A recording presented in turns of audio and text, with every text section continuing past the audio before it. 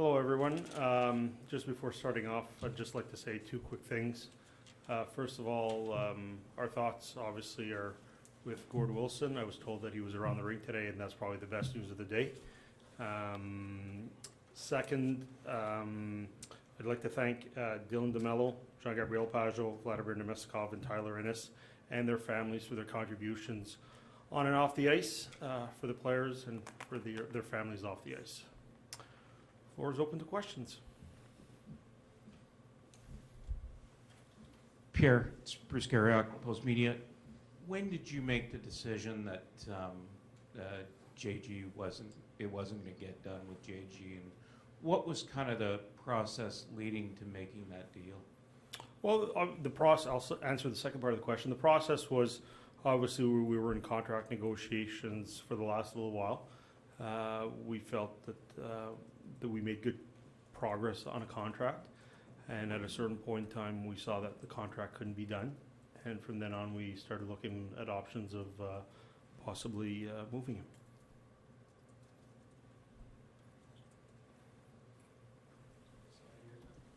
Bien, Sylvain Saint-Laurent du journal Le Droit. Est-ce qu'il y a eu beaucoup de demandes pour Pajot? Est-ce qu'il y a plusieurs équipes qui s'intéressent à lui? Oh, je pense que la chose pour Jean-Gabriel, c'est qu'il y en a une équipe qui voulait vraiment l'avoir, c'est les Islanders. Puis pour nous, c'était un bon retour. Et puis sur ce côté-là, on est très content pour lui. Je pense qu'il y a eu un très beau contrat. On est content pour lui et sa femme pour qu'il y ait du succès dans le futur. How important was it to get a good return? And the second part of that is, could you just kind of sum up your day and with the deals you did make and how you felt about it?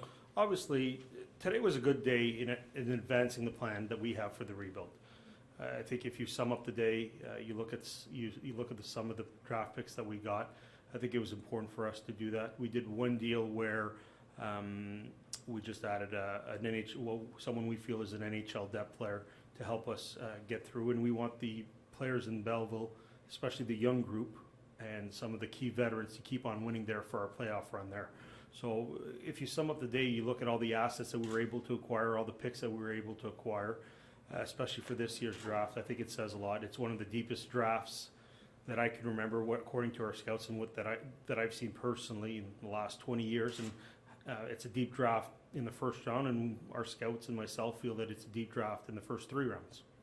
Just on the return you got for Pajot? Well, obviously, if we were going to trade a player of that caliber, we felt that we needed a good return, and it's not just trading Jean-Gabriel; it's trading all the other players that we traded, and the return of Jean-Gabriel was a first and a second, and we just got another pick because we feel he'll help them definitely, whether they make the playoffs for their Stanley Cup run. Brent Wallace, TSN, just to follow that up, what was the market like for Jean-Gabriel Pajot when you see that it's a first-round pick and a second round? Was there multiple teams calling? What kind of returns were we looking at? Obviously, there were teams calling. I think you always got to be respectful to the process and not say the number.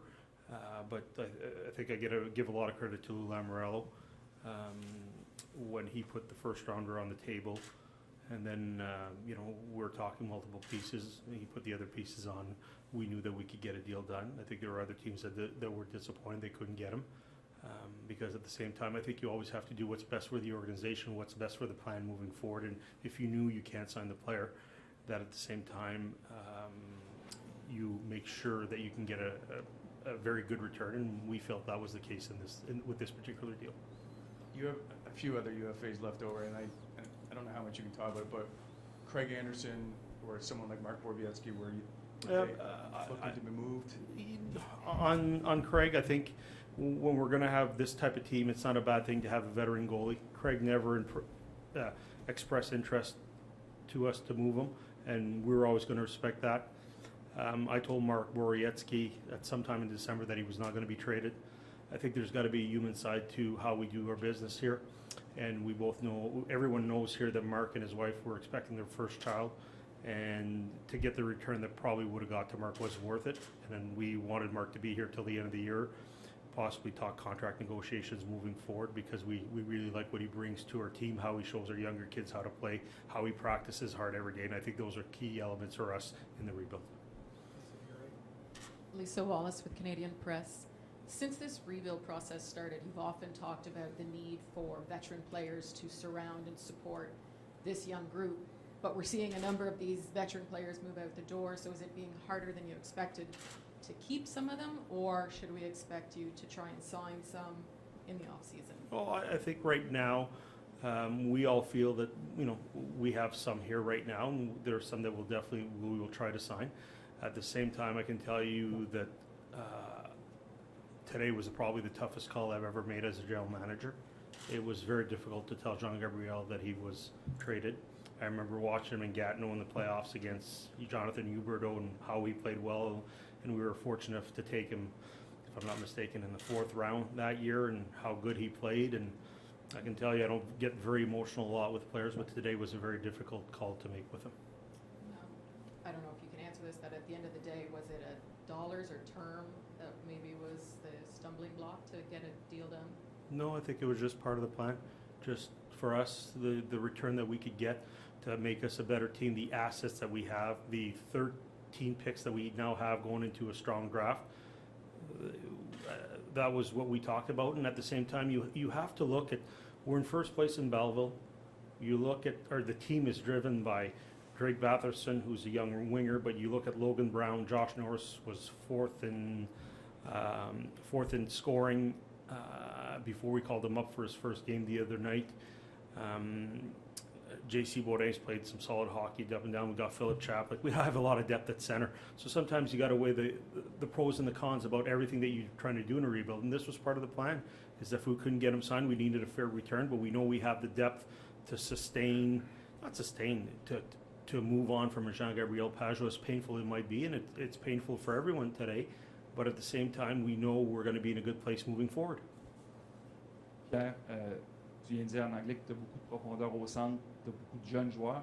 Maintenant, Pageau joue un rôle assez important, affronter les meilleurs trios adverses chaque soir. As-tu quelque chose, un plan en place pour lui succéder dans ce rôle-là? Ça, c'est surtout à DJ. C'est surtout DJ qui fait un excellent travail cette année. C'est surtout à lui de décider comment que ces trios vont être remaniés, contre qui jouer, qui va jouer contre les meilleurs trios de l'autre équipe. Donc pour nous, c'est pas à moi de décider, mais je sais que nos 4 centres en ce moment devraient être Chris Turney, Artem Anisimov, Colin White et Matthew Pekka. Pierre, Wayne Scanlon, Sportsnet.ca. I think you've got 9 picks in the first 3 rounds and 13 overall in 2020. Mm-hmm. Have you thought yet about how you might use these, whether you might use them to try to move up or use them to get more assets? It's a great question, Wayne. When you think about it, we have 13 picks this year, obviously 9 in the first 3 rounds. I'm not telling you that we're going to pick 9 players in the first 3 rounds, but these are picks that could be used to maybe get NHL players. Maybe you bundle some up to move up in the draft. You look at your options. Right now, we have 3 first-rounders. The only way that would happen is if the Islanders would miss the playoffs and win the first 3 picks, and then we get 2 first-rounders next year. So we've looked at a lot of scenarios. We had some time today with all our pro scouts in, where we could possibly target teams that, players that could be available in the trade market, whether it's after the season, draft time, summer. And at the same time, we've got a plan. A few years ago, I remember sitting with Eugene in Barbados talking about this plan, and he knew that there'd be some tough nights ahead. But for us, we're definitely, I don't look at the points this year. I always looked at how we play and how we compete. And to me, we've competed for most of the games. We've been in most of the games. We play hard. DJ's done an unbelievable job with the way he's coached this year. And it's not going to be easier going forward, but I was talking a few nights ago at Chris Phillips' retirement night to Barbara Crook, who's one of our biggest fans.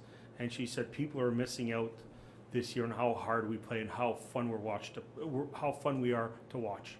And it really resonated with me, that comment. Sometimes you get a bit lost in the wins and losses, but you forget when you have a plan in place. And this year was about competing, showing up every game, trying to get the maximum effort from everyone. And that from that part, I would have to give our coaches a lot of credit and our players a lot of credit in what we're trying to do. L'an dernier, après le départ de plusieurs vétérans, tu as mentionné plusieurs noms de vétérans pour encadrer tes jeunes. Là, maintenant, quand tu regardes ton alignement en ce moment, c'est qui les joueurs qui vont jouer le rôle de mentor pour les jeunes qui vont monter l'an prochain? On ne sait pas quel vétéran qui va être ici pour l'année prochaine, mais je pense qu'il faut qu'on regarde qu'on est dans une évaluation de notre équipe, puis on regarde comme des gars comme Thomas Chabot, Brady Tkachuk, Colin White, ils prennent de la maturité, et ces gars-là vont avoir de plus en plus un gros mot à dire dans la chambre. Je pense que ça fait partie de l'évaluation, ça fait partie du plan pour nos vétérans et une plus grande présence. Jobin de Radio-Canada, tu en as parlé un petit peu en anglais à Lisa. Veux-tu revenir un peu, quand tu parlais de faire le meilleur move pour ton organisation, en quoi aller chercher ces pics-là est le bon move pour toi, et l'aspect dont tu parlais pour Jean-Gabriel d'avoir vu en 2011, que c'était un petit peu négatif pour toi? La seule affaire que je peux vous dire, c'est que ça a toujours fait partie du plan d'avoir le plus de choix cette année dans ce repêchage, parce qu'on sait que c'est un repêchage très profond. Et puis, pour nous, avec notre groupe de dépisteurs, on a une bonne chance d'aller acquérir le plus de choix possible. On sait que plusieurs de ces joueurs-là vont être des bons joueurs éventuellement dans la Ligue nationale. Puis du côté de Jean-Gabriel, depuis que je suis directeur gérant ici à Ottawa, je ne pense pas que j'ai eu une conversation plus difficile que celle que j'ai eue aujourd'hui avec Jean-Gabriel. C'est quelqu'un que j'étais recruteur en chef, j'oublie c'était quoi exactement mon rôle, mais je sais que j'avais un gros mot à dire quand on l'a repêché. Je me rappelle l'avoir vu en 2011 jouer contre Jonathan Huberdeau en finale de la Ligue, en finale de la Ligue junior majeure du Québec, dans la finale des séries. Comment il avait bien joué, comment on était excité de le repêcher, puis de le voir grandir d'ici à Binghamton, avoir le rôle qu'il a avec notre équipe. C'est une conversation difficile aujourd'hui, mais on est très content pour lui et sa famille. On est bien content du retour qu'on a eu, et lui, on lui souhaite une bonne chance. Bruce, you have one more question? Just on Nielsen, when you expect him back? No, I think there's a few things that we should just talk about a roster before moving forward. Most likely, Bobby Ryan will play tomorrow. There's a few protocol things that we have to do. But the one thing that we should be the most proud of is we're there to support Bobby. We're very proud of how he's spoken about his battles, and we'll do anything for him to have success with us this year. And we just figured that probably his first game on a back-to-back after not playing from November would not be the smartest thing, and there was a few little things that we had to get through done today that we probably couldn't. So he'll play tomorrow, most likely his first game. Second, on Nielsen, he's with the team. He's going to play at a certain point in time. The one thing that we always make sure is that when it comes to a concussion, that the player is not 100%, but 110%, and we want to make sure that he's good to go when he's ready to go. No, both right now, we've advised the league both players' flights into Columbus are a bit delayed. So we'll probably start the game with two players short, but they'll be there, by the end of the first period. It's unfortunate, but that's what travel plans, and that's what playing on trade deadline day for us in Columbus. We're the only road team on trade deadline day, and unfortunately, with planes, players can be there late. But it looks like Rudolph Balcers was called up. His flight was delayed. And Matthew Pekka's flight was also delayed getting into Columbus, so they'll both be there just for about puck drop. But by the time they warm up, it's unfortunate, but it's not the situation we like. But we can't control it. Great. Thanks, Pierre. Thank you. Merci beaucoup.